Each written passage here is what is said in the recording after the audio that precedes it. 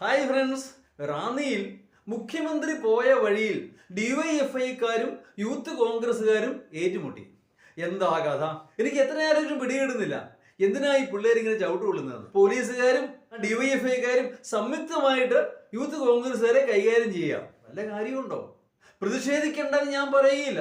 പ്രതിഷേധിക്കണം, സമരം ചെയ്യണം, അതൊക്കെ ജനാധിപത്യ പ്രക്രിയയുടെ ഭാഗം തന്നെയാണ്. അതിനായി വെറുതെ പോയി പോലീസിന്റെ ചവിട്ടുകൊള്ളേണ്ട വല്ല കാര്യമുണ്ടോ? പോലീസുകാരെ അറസ്റ്റ് ചെയ്യും, ഡിവൈഎഫ്ഐക്കാരെ ആഘോഷമായിട്ട് സുരക്ഷിതമായി വീട്ടിൽ കൊണ്ടുവിടും. യൂത്ത് കോൺഗ്രസ്സുകാരെയോ ചവിട്ടി കൂട്ടും. കാരണം പോലീസ് മന്ത്രി ആരാ? മുഖ്യമന്ത്രി തന്നെയാ. ഒരു പരിഗണനയും കാണുകയില്ല. എന്തെങ്കിലും സംഭവിച്ചാൽ ആർക്ക് പോയി? അവരുടെ കാരണവന്മാർക്ക് പോയി, അത്ര തന്നെ. പാവം പിള്ളേര് എന്തെങ്കിലും ഒരു രാഷ്ട്രീയ ഭാവി തങ്ങൾക്കും ഉണ്ടാകുന്ന പ്രതീക്ഷയിൽ ഇങ്ങനെ ചവിട്ടും തൊഴി കൊള്ളുക. 2.5 വർഷമായി ചവിട്ടും തൊഴി കൊള്ളുക. വീണ്ടും 2.5 വർഷം കിടക്കുന്നു ഇനി ചവിട്ട് കൊള്ളാനായിട്ട്. ഈ യൂത്ത് കോൺഗ്രസ്സുകാർക്കൊന്നും കാര്യമായ രാഷ്ട്രീയ ഭാവി ഉടനെയൊന്നും ഉണ്ടാവാൻ പോകുന്നില്ല. കാരണം എന്താ? ഉദാഹരണത്തിന് ലോക്സഭാ ഇലക്ഷൻ വരുന്നു. എത്ര യൂത്ത് കോൺഗ്രസ്സുകാർക്ക് സീറ്റ് കിട്ടും? ആർക്കും കിട്ടാൻ പോണില്ല. കാരണം എന്താ? നിലവിലുള്ള സീറ്റിൽ അവരൊക്കെ തന്നെ മത്സരിക്കുന്നു.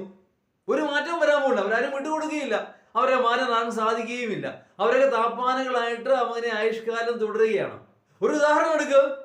ഉമ്മൻചാണ്ടി 50 വർഷമായിട്ട് പുതുപ്പള്ളിയുടെ MLA ആയിരുന്നു. ഇനിയിപ്പോ ചാണ്ടി ഉമ്മൻ അടുത്ത 50 വർഷം എന്ന് പറഞ്ഞാൽ പുതുപ്പള്ളിക്കാർക്ക് വേറെ ചോയ്സ് ഇല്ല. ഇതാണോ ജനാധിപത്യം? ജനാധിപത്യം എന്ന് പറഞ്ഞാൽ മാറ്റങ്ങൾ ഉണ്ടാവണം. എല്ലാ വിധത്തിലും അധികാര സ്ഥാനങ്ങളിൽ ഇരിക്കുന്നവർ മാറി നിൽക്കണം, അല്ലെ അവരെ മാറ്റി നിർത്തണം. എവിടെ? ഇതൊക്കെ പറയാമെന്നുള്ളത് കവിഞ്ഞ് നടപടിയുള്ള കാര്യമല്ല. വീണ്ടും ചരിത്രം ആവർത്തിക്കുന്നു. യൂത്ത് കോൺഗ്രസ്സുകാർ തല്ലുകൊള്ളുന്നു. അത് തന്നെ കഥ. ഇനി കോൺഗ്രസ് അധികാരത്തിൽ വന്നാലോ ഡിവൈഎഫ്ഐക്കാരുടെ ഊഴമായിരിക്കും തല്ലുകൊള്ളുക അല്ലെങ്കിൽ ചവിട്ടുകൊള്ളുക എന്നുള്ളത്. MLA-മാരോ MP-മാരോ രംഗത്തിറങ്ങുമോ? എവിടെ? തല്ലുകൊള്ളാൻ അവരും സീറ്റ് കിട്ടാനും അധികാരം കൈകാണാനും മുതിർന്ന നേതാക്കന്മാരും. അത് തന്നെ കഥ. ചരിത്രം ഇങ്ങനെ ആവർത്തിച്ചുകൊണ്ടേയിരിക്കുന്നു. ഒരു മാറ്റവും പ്രതീക്ഷിക്കാനില്ല.